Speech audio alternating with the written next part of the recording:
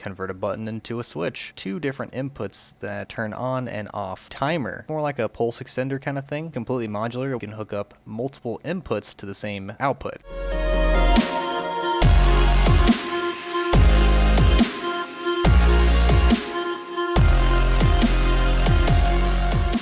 What's up guys, I'm Hell, and welcome back to another episode of Scrap Mechanic, where I show you guys all the cool and fancy things that we can do in this game. And today we are looking at a concept that I designed myself, called the thruster switch. Now the thruster switch allows us to do lots of things like convert a button into a switch. I don't know why you would want to do that, but you know, hey, why not? So we press the button, and it turns on. We got our little bearing here showing that it's on, and then we press it again, and it turns off. Just like that, super easy. Now this is the only module that's different, just to make it into a switch. Now the other ones are going to be exactly the same design, and I'll show you that now. So this design here allows us to have two different inputs that turn on and off. So two buttons that turn it, one turns it on and one turns it off. And so we'll press the first button to turn it on, and there we go. And then the second button to turn it off, and there we have it. So now we have a timer switch. So this is more like a pulse extender kind of thing. So depending on where the 360-degree spin is in this will determine how long, up to 9 seconds. The first set we won't be using because it spins way too fast. And so if you set the 360-degree spin to this first one, this will be 1 second, then this will be 2 seconds, this will be 3 seconds, this will be 4 seconds, and so on all the way up to 9 seconds. So I have it set on 9 seconds right now, and we press the button. It turns on for 9 seconds, and 9 seconds later, it will then turn off. Now, there we go. So this design is completely modular. We can stack this up to 4 in a row.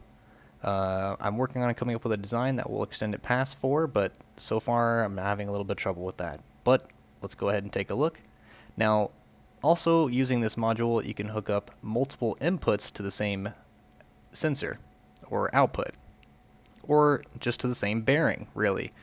So for this thing, we have the sensor hooked up to this guy, and it's going to rotate this guy towards us at a 90-degree angle by pressing the first button, and it's rotated towards us. Now we have a separate reset switch, just like we did on the previous one. And that'll change that, turn that off. Now we're pressing the second button. Does the same mechanic. And then we'll press the reset button. Then we'll press the third button. Does the same thing. And we'll hit the reset button again. And then we'll press the fourth one. Same thing. Now, if you want to hook these all up to different reset switches, you could just do that by simply adding multiple controllers.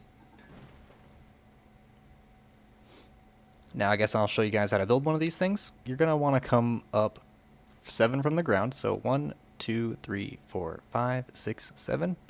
And poke a hole. And we're going to slap our sensor right in there. Directly under the sensor, you're going to place a bearing.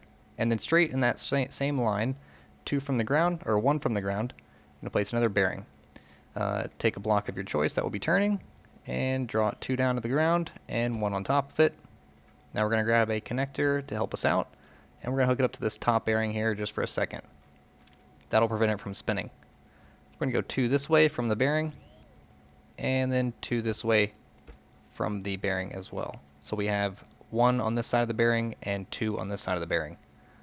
From the bottom of this, we're going to crouch down here, and we're going to attach our thruster. Make sure the thruster is on the far outside so it's poking out, and then you're good to go for that. We're going to go ahead and remove this connection now because we no longer need it, because the thruster will now rest on this bar right here, which is the reset bar. Now we're going to go ahead and use the same connector, might as well, to go ahead and connect to this guy. We're going to set this thing to spin at 360 degrees on the fastest speed possible and on the earliest setting. This will allow it to spin really, really fast, knocking it to reset it. Then we're going to take another connector, and we're going to connect the sensor up to that connector. This connector will be whatever it is that you're trying to control. If you want to control multiple things, you can connect multiple connectors to the same sensor to control them like this. Now from there, you just want to add a button, and hook it up to the thruster. I want him to reset himself. So what I'm going to do is change this from the original setting, and I want it to reset it in 3 seconds. So 1, 2, 3, reset in 3 seconds, and then we'll go ahead and hook up the sensor to this connector. Now we just press the button, and we wait 3 seconds, and it'll reset itself. Lots of things that you can be used like this, and I'll give you guys a little tip on what you can use it on. I'm working on an elevator myself. It's pretty much done, but I have multiple inputs for the first floor. That will also lead to the second floor, which also leads to the third floor, or the fourth floor really, because you have it on the ground floor. And these are all multiple reset switches. So as you guys can see, the 4 buttons that are running up here, those are all the reset buttons, and those are all connected to this reset module, which will then control these controllers over here, which then resets all of these guys. So if I wanted to go to the third floor, I would have the first module set.